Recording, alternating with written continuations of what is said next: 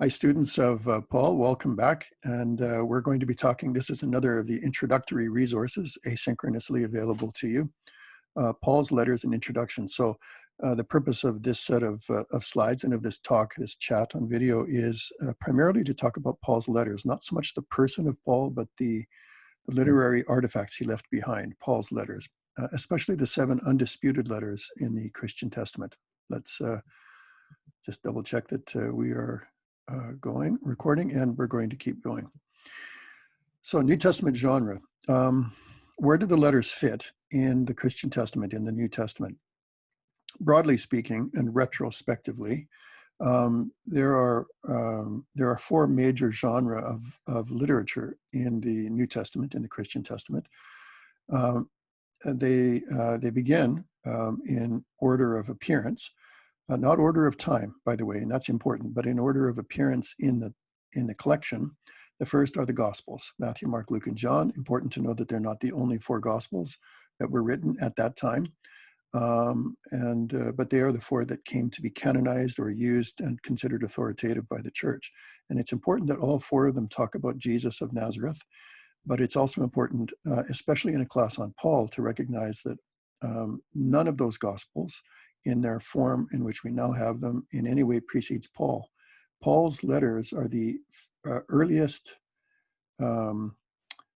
complete Jesus-believing documents, evidence of the Jesus-believing communities, of a particular part of those Jesus-believing communities, but still the earliest evidence. So genre, again, to step back to literary, we have 4 different genres in the Christian Testament: the Gospels. Secondly, we have a history, a sort of a history. And now again, I put quotation marks around it because it is a first century style history in the book of Acts, which most people believe was written by the same author who wrote the Gospel of Luke. So it's often paired, called Luke Acts. And that history is a history of the earliest Jesus assemblies, and of Peter and of Paul. And anyway, this class is not about that, so we won't talk more about it right now. But we have the Gospels, you have this first century style history, and then you have the Apocalypse at the very end, the book of Revelation. Even though there is only one book length Apocalypse in the Christian Testament, it was a very common literary style of writing in the first century and in the early Jesus movement. So as much trouble as it has caused in Christian history, it is still good to have an example of it in the New Testament, because it was a very, very important way of thinking and of writing in the first century. So you've got those 1, 2, 3, history, Gospels, Apocalypse, and then finally you have letters in the Christian Testament, in the New Testament. And you have a whole bunch of letters. Paul's undisputed letters, and we'll come back to what that means, undisputed, there are 7 of them. And then you have so-called disputed or Deutero-Pauline letters, Colossians and Ephesians. Then you have the pastoral letters, 1st and 2nd Timothy and Titus. You have the Johannine letters, 1st, 2nd, and 3rd John, the Petrine letters, 1st and 2nd Peter, Hebrews, and James. So this is just to point out to you that there are, in fact, different types of writing in the New Testament. It's not all one thing. If it was a muffin, some of these things would be flour, some of them would be raisins, some of them would be chocolate chips, and some of them would be something else, whatever else goes in a muffin. It's not all the same thing, and it shouldn't all be digested in the same way, these genre of literature. Paul's letters fall within a specific. They are first century letters to Jesus communities and to non-Jewish Jesus communities. All right. There is a nice statue of Paul that I took a photo of. I think it's from Ottawa. The 7 undisputed letters of Paul in possible chronological order. One thing to note is that there, in fact, were no dates attached to any of these. And so the relative order, we're not quite sure. Paul's letters were written from about the year 50 to about the year 60, 49 to 61, somewhere in that range of the Common Era. That is the year 49 or 50 to 60 of the first century. The earliest one, the first one written, is probably 1 Thessalonians. And then, without being sure, 1 Corinthians, Galatians might have come later, 2 Corinthians, Philippians, and Philemon, and Romans. Now, it is possible that Philippians and Philemon come after Romans, depending on how you date Paul's prison stay and where he might have been when he wrote his so-called prison letters. But in any case, these are the 7 that scholars. Now, what does it mean, undisputed? This is not a biblical category. This is a critical category. What that means is that biblical scholars, since the Enlightenment, have looked at Paul's letters, and almost all, virtually all, critical biblical scholars agree that Paul absolutely wrote these 7 letters, but they are less sure of some of the others that are included in the Christian New Testament. And so these are called the undisputed letters. We'll talk more in discussion about what that means, and maybe that's a surprise to some of you, but if it is, we'll talk more about what that means in discussion, in class time discussion. Why worry about which are Paul's real, as in authentic letters, which were actually written by him? Why bother at all? If they're all in the New Testament, aren't they all canonical, and don't they have equal authority? Well, they do from a faith perspective. So why would anyone care which were, if there was what's called pseudonymity, which we'll come back to later, which means writing in the name of someone else? Why care whether this happened or not? Well, you could address that question from a nuanced faith perspective. If we can find the real Paul, then we have the real truth or the real gospel. And you do note that this indicates a faith perspective. Only someone who is interested in a real gospel would ask such a question. But you can also ask this question from a historical perspective. If you want to know more about the earliest Jesus movement, as opposed to perhaps later versions of the Jesus movement, then you are more interested in the original Paul than in interpreters of Paul and Pauline reception. So you can have a faith reason for asking this question and a critical historical reason. Paul, let's talk a little bit about Paul. 13 of 27 of the New Testament texts are claimed as Pauline. So that's quite a bit. 27 documents in the collection called the Christian Testament or the New Testament, and 13 of them have Paul's name attached to them in some way. Actually 15 of them have Paul's name attached to them in some way. 13 are claimed to have been written by Paul. The only historically styled narrative, Acts, is also mostly about Paul. And Hebrews was partly accepted into the canon because some people felt it was written by Paul. This, in fact, many people disagreed with this quite early on. Even Origen, or Origen, depending on how you pronounce his name, felt that there was no way that Hebrews was written by Paul. So from very early church, in fact, people were not convinced about Hebrews. But in any case, a total of 15 out of 27 texts are connected to Paul. So that's more than half. That's amazing to this one person. Paul was important because his actions were essential in spreading the Jesus movement beyond Judaism. And Paul's missionary actions were incredibly effective over the historical long term. Now, how effective they were in the first century and the early second remains to be seen. But in the long term, the Western church became in many ways a Pauline church. And that affected Western civilization and Western history.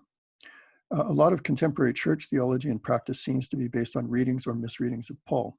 And again, whether or not you're looking at this from any kind of an ecclesiastical perspective in terms of European history, Paul was incredibly formative via Augustine, much later, centuries later, and via Luther, much later again. All right. So I'd like you to do an exercise now, if you would. I'd like you to, once I've done talking, I'd like you to pause the video, and I'd like you to answer the question: what do the highlighted passages indicate about Paul's letters? There's a typo there. What do the highlighted passages indicate about Paul's letters? And there's one from 1 Thessalonians on the left and one from 1 Corinthians on the right. And it just take 2 minutes maximum, 2 minutes maximum, and write down what you think those highlighted passages might indicate about Paul's letters in their first century context and in their context in the New Testament. And then come back, turn the video on, and we'll go to the next slide. And be ready to talk about that when we come together. Paul's letters. This is, by the way, a photo that I took in Philippi. So Paul wrote to the Philippians, and they were this is now a ruin in northern Greece, but the people he wrote to lived in this place. Paul's letters are, with the notable exception of Romans, not his first contacts with his congregation. So it's important to remember when we read or examine or study Paul's letters that these are not his first contacts. So these are not introductory letters. Again, it's like if you were to try and understand somebody from an email exchange, but you only came into it after they had been emailing back and forth for a couple of years. Well, you would not know necessarily you wouldn't be able to figure out exactly the historical context behind that. Nor are they always, see 1 Corinthians 5:9, even necessarily his first letters to those particular churches. I hope that you picked up in the previous slide that it's 1 Corinthians 5:9, so 1 Corinthians 5:9, and he says, I wrote to you in my previous letter. Now, what does that mean? It means that there is somewhere out there is a 0 Corinthians. And if ever that manuscript shows up, then who knows how it would fit into the New Testament. There would be a 0 Corinthians somewhere. Paul did write one. He says in 1 Corinthians 5:9, in my previous letter, I wrote to you that. So what we have is sometimes a fairly random, well, it's not random maybe, but we don't have a complete set of Paul's letters, that's for sure.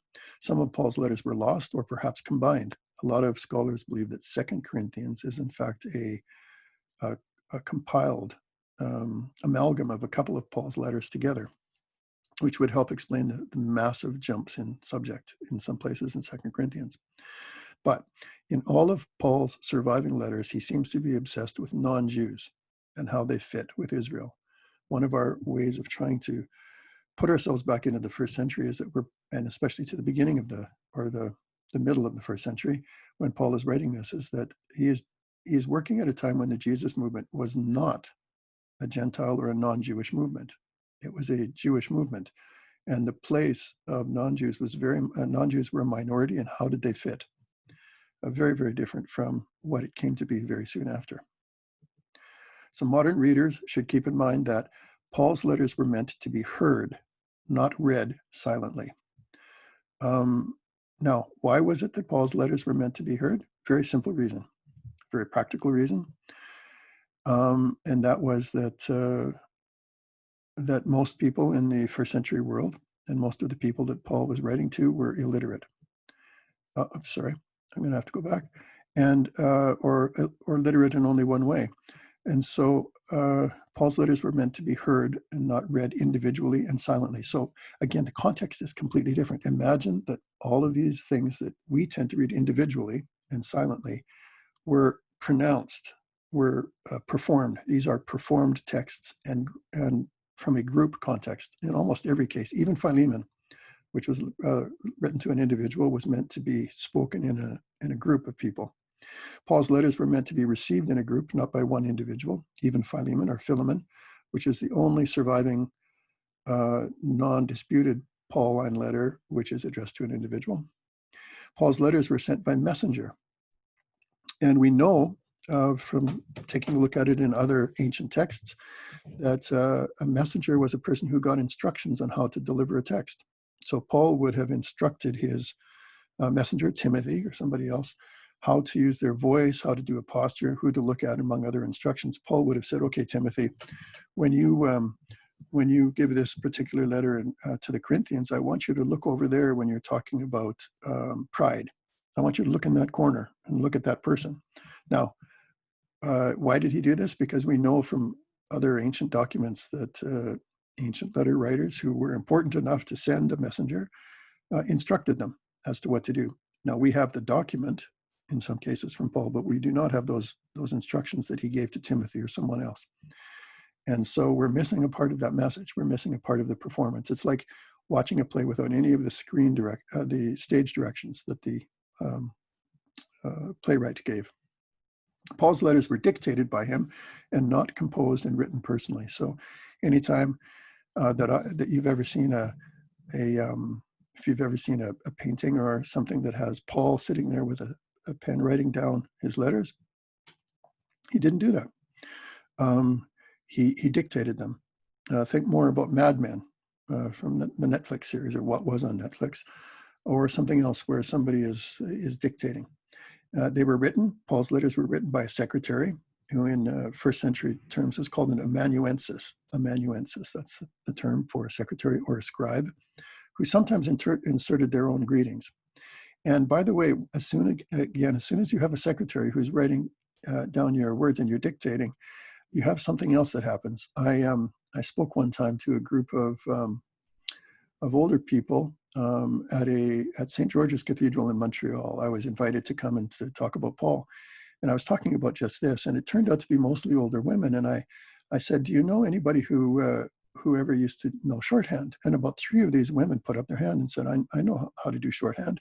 And I said, were you did you do this? And they said, yes, we worked in offices and we worked for some boss and we took down letters. And I said, did you always write down everything exactly as your employer wanted? And they said, of course not. Sometimes they would just say, and go on with the ending. And I would just fill it in as they usually would. Now, I'm not saying that happened with Paul, but I am saying that once you have an amanuensis, a secretary, you do have an entirely different dynamic. And you do have the capability for the amanuensis to smooth things over sometimes, because conversation is always a little bit disjointed, as you know. Paul's letters were usually dictated. So here's an example. Romans 16:22. I, Tertius, the writer of this letter, greet you in the Lord. Now, if you've never done this before, stop the video, take a look at Romans chapter 16, and read the text around here. You get Paul going, yada, yada, yada, yada, yada. He's saying greetings to this and greetings to this and greetings to this person. It's Paul, greetings to this person, greetings to this. And all of a sudden you get, I, Tertius, the writer of this letter, greet you in the Lord. And then you're back to Paul saying, and to Junia, greetings, and to this person, greetings, and to this person. It's just stuck in there like, we would put quotation marks, brackets around it if we saw it. It's him doing that. So Paul's letters were dictated and they were signed. Now, in the ancient world, you didn't sign at the very end saying sincerely or yours truly or something, and then sign your name. What happened was that you would sign by writing a little bit in your own hand. So this is why Paul very often in the letters will say, I, Paul, write this greeting with my own hand. It means that he's writing that one sentence in his own hand. And in another place, Paul says, see with what large letters I write. Probably he wasn't as accustomed to writing. I mean, he could, but he wasn't as accustomed to writing as the secretary, as the amanuensis or scribe was. And so he had to use larger letters, or maybe he did that so that they could see. And that was your signature, that you could see that there was something in their own handwriting. Now, the other thing is why would you write in your own hand and make sure that it was proven authentic? You only do that if there are inauthentic options around. You don't need to prove that it's actually from you if there's nobody who's faking that sometimes. Modern readers should keep in mind, by the way, this is the Van Gogh representation of Paul from the Rijksmuseum in the Netherlands. And Paul almost certainly looked nothing like that at all, but maybe Van Gogh did. Van Gogh. All right. Modern readers should keep in mind that Paul's letters were in the same form as other ancient letters. Paul did not invent the literary genre of the ancient letter.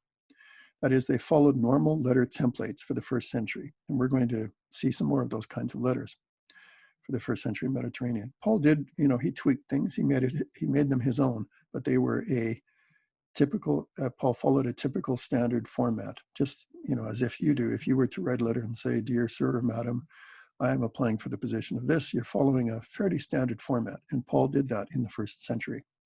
Paul's letters show that he consciously and effectively used the art of rhetoric. And we're going to talk a lot more about that in the class. But rhetoric is the art learned in school at that time of how to persuade. And why is that important? Because when we're trying to understand Paul, we need to understand that he did some things just for rhetorical argument, because that was the way it was done in the first century. So he would invent an opponent, for instance, who might not have actually existed, just to prove his point. And we still sometimes do that. So for instance, I might say, what, you don't like that idea? But of course, I don't know if there's somebody in the class who doesn't like that idea, but I might say, what, you don't like that idea? Well, let me prove it to you. So I'm just rhetorically creating an opponent in order to be able to elucidate my point. Thirdly, Paul's letters were always in response to some need. They were not term papers or essays. And he did not develop his thought systematically. The closest thing to a systematic theology for Paul is the letter of Romans, or to the Romans, where he's introducing himself more. Romans was the only undisputed letter of Paul's written to a group that he did not found, that he was not responsible for. So it's quite different. He's introducing himself in some ways. But the fact is that Paul's letters were what we call occasional. They were in response to a need or a conflict or a situation or a letter from somebody else to him, asking him questions. What that means is that when you take occasional letters and you try and systematize them, it's almost always a problem. It's like trying to identify your worldview from a series of your emails.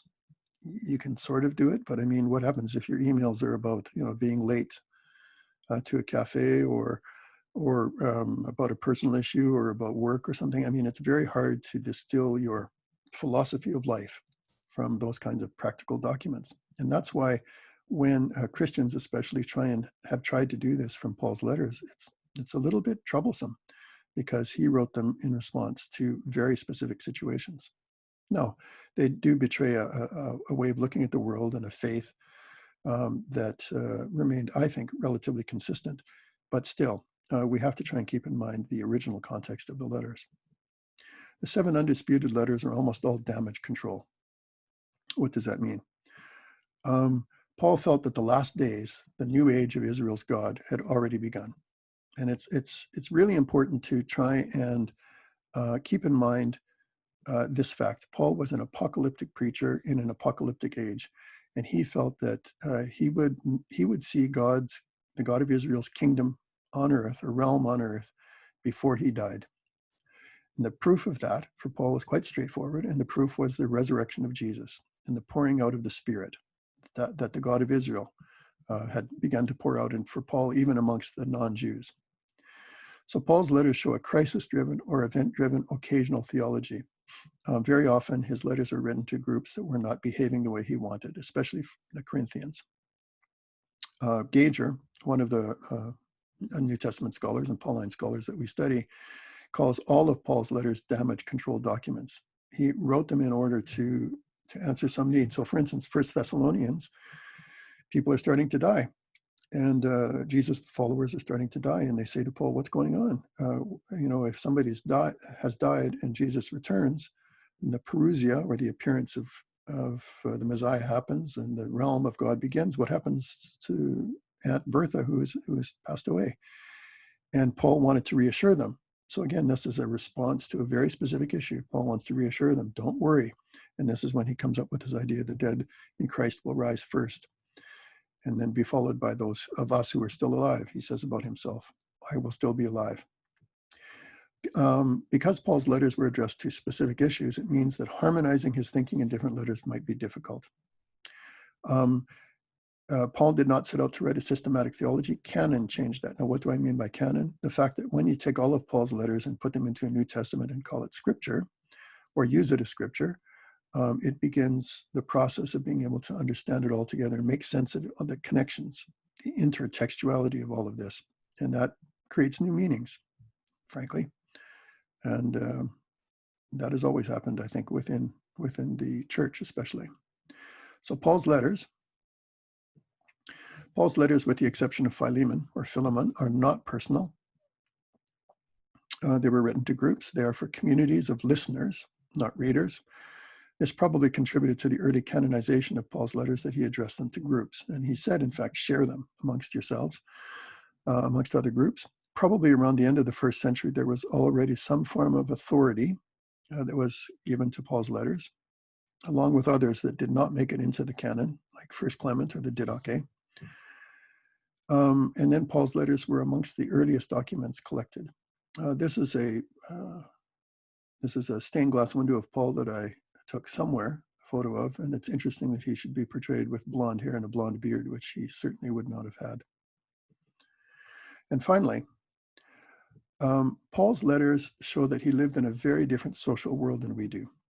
And that's important to remember when we're looking at the letters, the context of the letters. Paul lived, Paul was human, we are human. There are going to be things that he will talk about that speak to us and that we can understand, certainly. But it's important when we're looking at Paul within his Jewish context, and within his first century context, and within his apocalyptic context, that he did not live in the same world that we live in, and did not see the world necessarily in the same way that we do.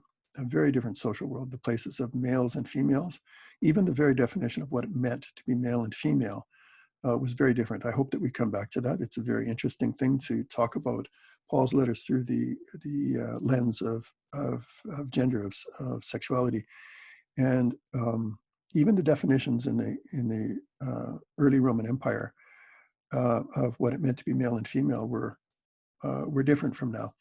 And Paul was not immune to his context any more than we are.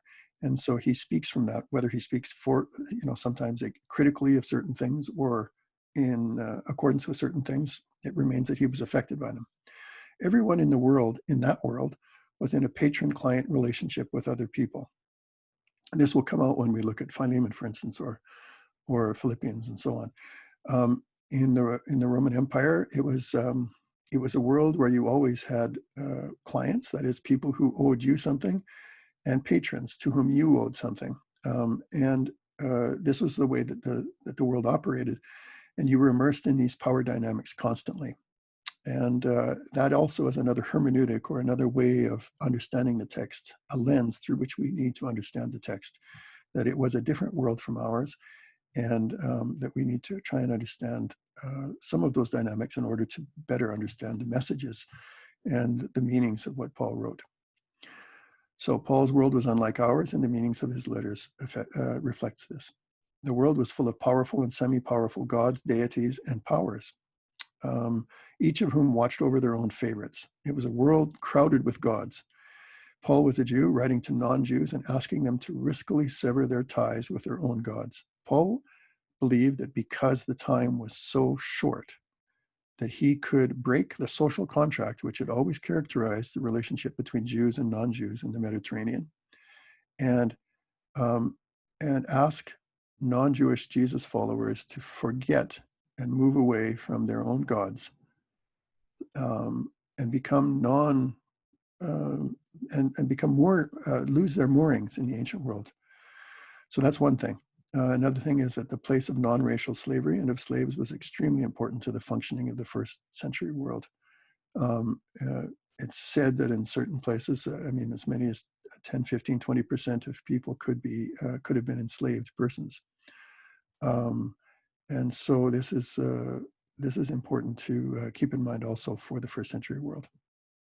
All right, thank you for your attention to this, and I look forward to chatting more about some of these topics when we see each other face to face.